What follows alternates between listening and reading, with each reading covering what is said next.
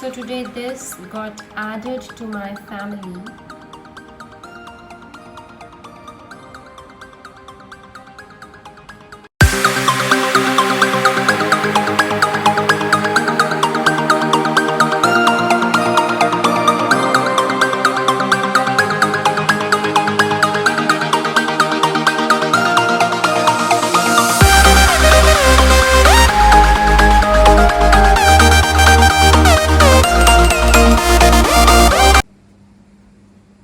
Hello everyone.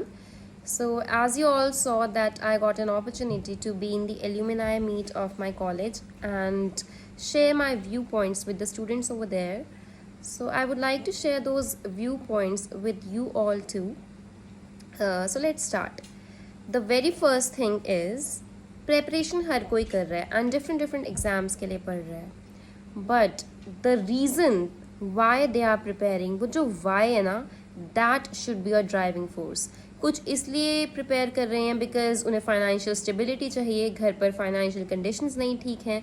कुछ वैसे ही बहुत एम्बिशियस हैं, उनको है कि उन्हें ऑर्गेनाइजेशन की टॉप मैनेजमेंट तक जाना है, चेयरमैन तक जाना है.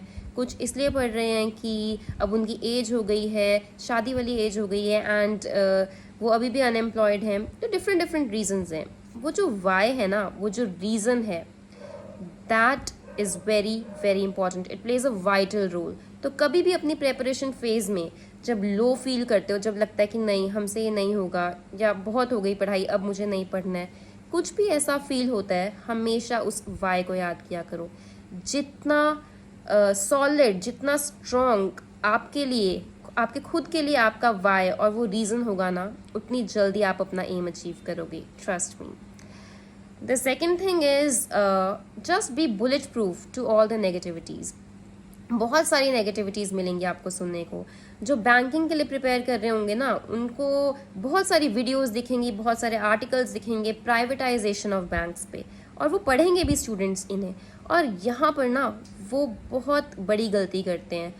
इन चीज़ों को एक कान से सुनकर दूसरे कान से निकाल देना चाहिए. मैंने अपनी प्रेपरेशन फेज़ में यही करा था. मतलब जितनी भी नेगेटिविटीज़ हैं, जितना आप ड्वेल करोगे ना, उतना आपके लिए ख़राब होगा ये. और दूसरी चीज़ जो सुनने को मिलती है, वो ये सुनने को मिलती है कि जैसे बैंक पीओ बनते हो तो बस जो स्टार्टिंग के 2 साल हैं प्रोवेशन के, वही आपका हनीमून पीरियड है, वही सबसे अच्छा टाइम है. उसके बाद तो रुला देता है बैंक, इतना प्रेशर होता है, छोड़ने का मन करने लगता है जॉब को.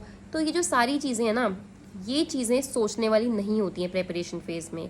और मैं सच बताऊँ, ये जो सेकंड पॉइंट है ना, ये तो बिल्कुल मैं इसको रबिश बोलूँगी. बैंक में कोई इतना स्ट्रेस नहीं है कि वो आपको रुला दे या आप डर कर उसकी प्रेपरेशन करना ही बंद कर दो. ट्रस्ट मी, मेरी सीनियर मैनेजमेंट से भी इतनी बात हुई है.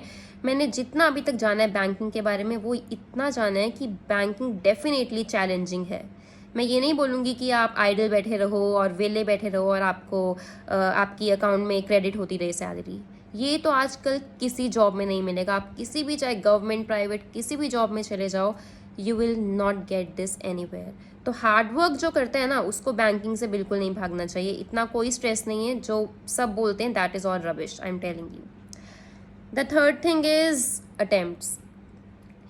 कोई भी अटैम्प्ट देने जा रहे हो, चाहे आपका फर्स्ट है, सेकंड है, थर्ड है, कोई भी अटैम्प्ट है, always attempt the exam as if it's your last attempt. अपना बेस्ट देना है हर अटैम्प्ट में. कभी नहीं सोचना कि मेरा तो भी एक अटैम्प्ट पड़ा है, 2 पड़ा है, या मेरा फर्स्ट अटैम्प्ट है. बहुत सारे लोग हैं, दुनिया करती है फर्स्ट अटैम्प्ट में क्लियर.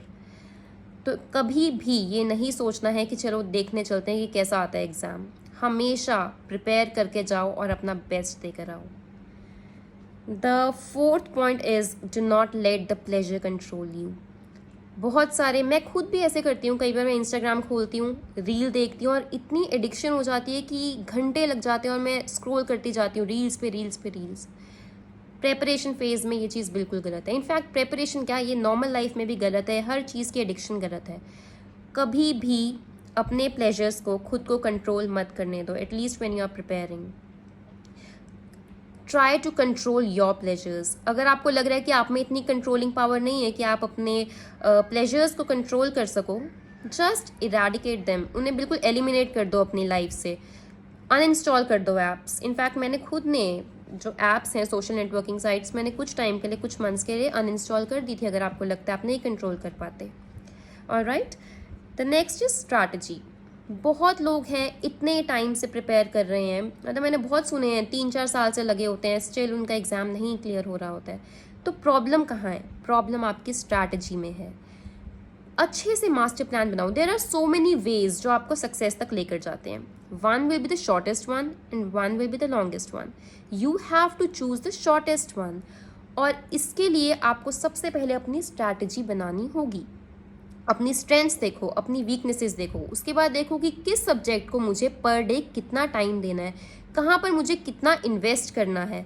ये चीज़ जब पूरा मास्टर प्लान आपका रेडी हो जाए ना, उसके बाद उसमें अपना हार्ड वर्क डालो। Hard work is secondary, the smart approach is the first thing, the primary thing. तो अपनी स्ट्रैटेजी पे बहुत ज़रूरी है काम करना।